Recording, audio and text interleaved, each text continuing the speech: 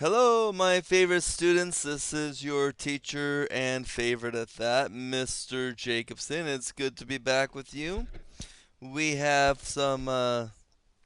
a great set of discussions here for you. We're going to talk about feudalism and commerce and law and government, and kind of see how that has helped transform to what we have today. So we'll see a lot of things that sort of were a caveat uh, that led to ultimately the American way of government and law as well. So really excited to be here with you, and let's go ahead and get started here.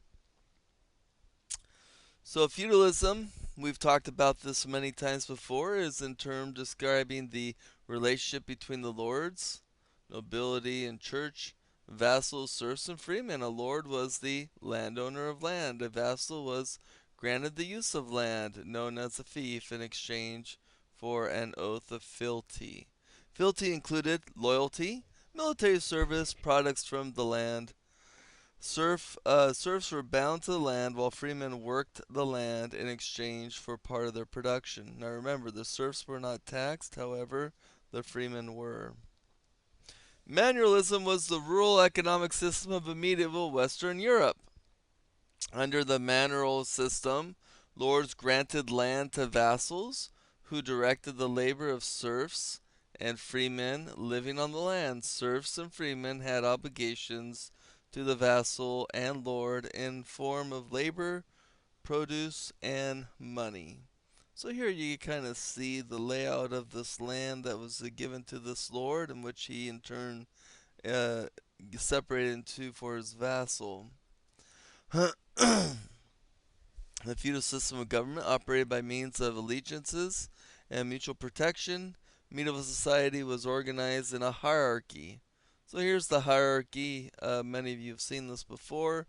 On this one, we've placed the Pope at the top because there's many, for a very long time, the Pope was the ultimate figure. But as you know from what we discussed before, this is going to change through as time progresses. Here we have medieval society. We have the Pope, we have the King, we have fealties, lord, vassals, crops, and services. So you can kind of see how they all pan out. Um, just always good to get a flow chart of something to understand and who is who and what the obligations are for that person to that individual, including the king and the lord, the vassal lords. So the king controlled all the land of the kingdom. He was the number one lord. He granted all the vassals and lords their land was called a fief. Vassals could become lords through granting land to lesser vassals. The relation between a lord and his vassal was called fealty, meaning loyalty and obligation. Vassals and lords formed the aristocracy nobility. So here we have Charlemagne receives oath of fealty from a high baron. Medieval institution of knighthood. In the early medieval ages, the term knighthood meant a professional fighter. At that time, knights were often very poor. From the 12th century, knights became a part of a mounted armored cavalry. In the end of the Carolingian dynasty, knights had become a wealthy class of warriors. As with the trade guilds, only the sons of knights could become knights. By the 13th century, knights were the warrior class of the nobility. Knights had to follow a code of ethics. This was known as chivalry. Training began around 6 or 7 when a noble's son would become a page. The page was a household servant. The page would be taught manners and customs. At age 14, the page would become a squire. The squire was the personal assistant of the knight or a knight. By the age 21, the squire could become a knight. Become a knight required an oath of chivalry. Here you have pictures of knights. Knights swore allegiance, chastity, protection, and other Christians, protections of other Christians, and respect for the law. Fiefdoms, land granted from a lord to his vassal, were called fiefdoms. A vassal pledged a portion of the harvest from the fiefdom to the lord. A vassal also pledged men to support the lord's army. Typical fiefdom. Here we go. The serfs were the peasant laborers of the fiefdom. They were bound to the land and could not leave. They could not be sold and were not slaves. They could be drafted for military service. They could also own property.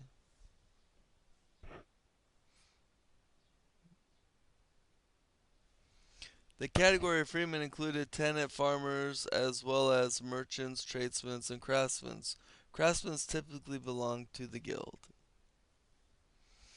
Guilds controlled labor, production, and trade. Guilds defined the rules of labor. On entering a guild, a craftsman began an apprenticeship, working his way up to the craftsman, journeyman, master, and finally grandmaster of his profession. So back then, you didn't typically go to college. If you wanted to learn to be a blacksmith, you learned under the best blacksmith you could find. You were their apprentice. You worked for free, in essence. And since you worked for free, they taught you everything they knew. So that was what the original university setup was. I'm not saying they didn't have universities at this time. It's just if you wanted to be a potter, a blacksmith, a baker, whatever, you didn't go to university for that. You had on the job training. Kind of makes a lot of sense personally to me. When someone wants to be that, if you want to be like a scholar or something that's more abstract and requires more of a thinker, then I can understand going to university. But if you're doing something like if you want to become a plumber, then you should learn under a plumber, and the best one you could find. So the diocese was administered by the bishop. Diocese is basically it's also called like the bishopric. It's people who are in charge of all the priests in their parish. So they had diocese then. Medieval parish. The parish is a organization of hamlets and villages under the supervision of one priest. So you even had you had lesser priests and higher priests. And that higher priest oversaw the other lesser priests in the hamlets and the small villages. So there's even feudalism within the church. Here we have a beautiful but large um, feudal castle mannerism.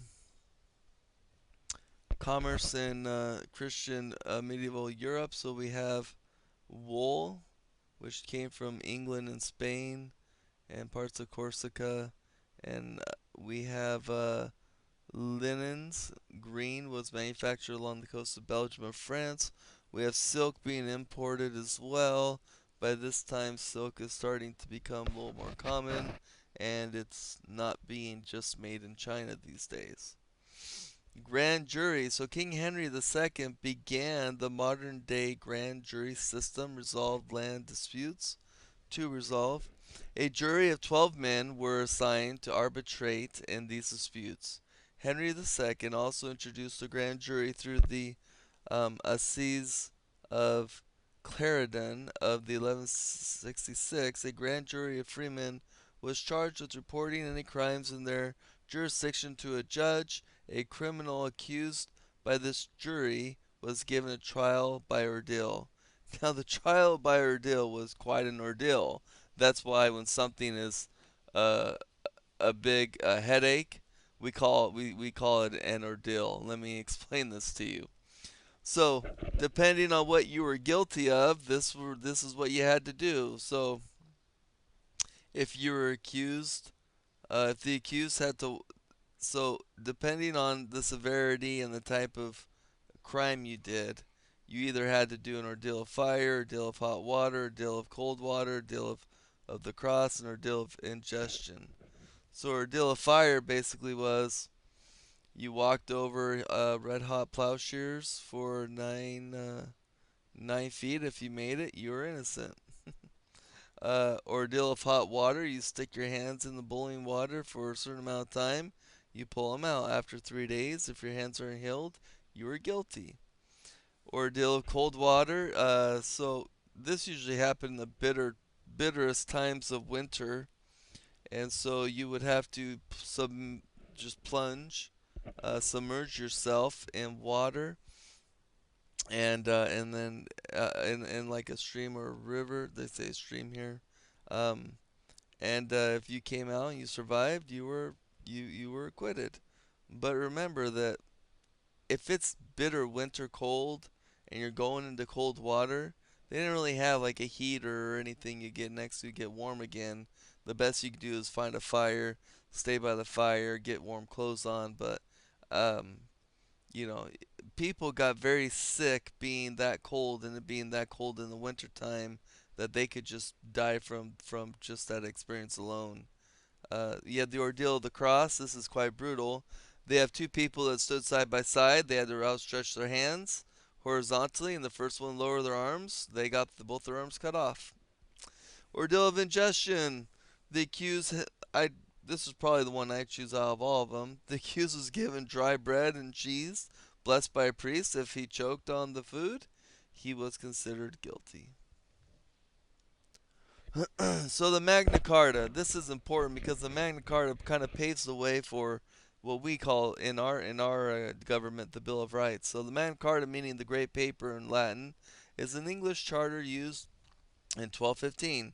It protected certain legal rights of nobles, serfs, and freemen from the abuse committed by the Catholic Church under Pope Innocent III. The Magna Carta influenced all English common law to follow, as well as the United States Constitution. Bottom line, the Magna Carta gave rights to the small people, to people like serfs and freemen, uh, and that was unprecedented until this time. Habeas corpus. This is, I'm going to let you read it, but the idea of habeas corpus is that you can't detain somebody unlawfully. So you can't just, if you're an officer and you just hold somebody and you don't have a reason to hold them in jail or whatever, it's against the law. It's called habeas corpus. You have to have a reason for holding somebody, and if you don't, you have to let them go, or you have to let them have their lawyer and prepare for a trial. The cure regis. So we have we it's a royal council. Um, it was called this way back when, but it kind of develops into what we now call parliament. It was a group of people, usually nobles and vassals and higher ups like bishops, and they were a council that advised the king, okay, on legislative matters, and eventually it kind of began what we now call Parliament in England. Parliament is a legislature of governments like that of the United Kingdom, in which the legislative and not the executive branch is the highest authority. The name is derived from the French Parlement, meaning a discussion or meeting to which the discussion takes place. And then here we have some talk about women's rights. So Irish women had more freedom, independence, and rights of property than women in European countries. However, a woman could not pass on property to her children. So in Ireland, there are great women's rights, at least for that time period, but they didn't have the ability, they could own their property, but they couldn't pass it on to their children. So interesting. Divorce was allowed on a number of grounds, after which property was divided according to the parts contributed by the husband and the wife. A husband was legally permitted to hit his wife to correct her, but if the blow left a mark, she was entitled to be paid her dowry and compensation or seek divorce. Now the inheritance was called the Gavelkind, where land was divided among sons, legitimate, illegitimate, and not daughters. So Interesting how women do get some kind of rights, but still, as you can see, their husband was still legally permitted to hit them and assault them if they felt like they needed some correcting. However, if the hit was so hard that it left a mark on their cheek, then they could be paid from their dowry and compensation, or they could just get a divorce. So interesting stuff. Okay, so that's pretty much it for the webcast. I hope everybody enjoyed this.